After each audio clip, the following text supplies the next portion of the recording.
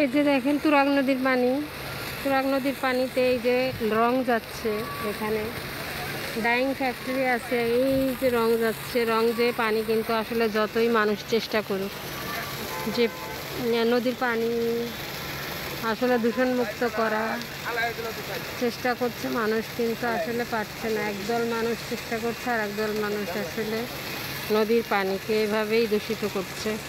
এই নদীতে অনেক পাখি আছে, পাখিরা এই নদীর পানি খায়, অনেক পাখি আছে নদীর আশেপাশে দিয়ে। তো আর আশেপাশে অনেক লোক বাস করে এবং এই যে নৌকাও চলে এখান থেকে।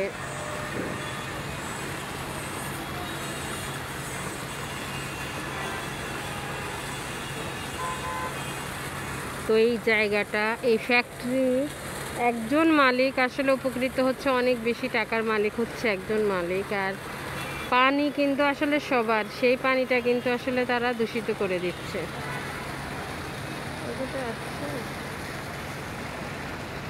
তো এই যে এখানকার নদীতে কিন্তু আসলে অনেক জীববৈচিত্র্য আছে। তো পানিগুলো আসলে এভাবে নোংরা করছে, এতে করে মাছ মারা যাচ্ছে। তুরাগ নদীতে প্রচুর মাছ আছে, মাছগুলো কিন্তু আসলে এই পানি দূষিত করার কারণে মারা যাচ্ছে। যেটা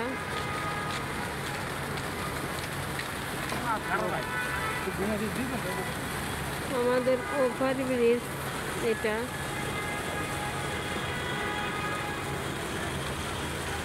এটা ঢাকা সিটির তুরাগ রিভারের সাইডে আমি এখন দাঁড়িয়ে আছি।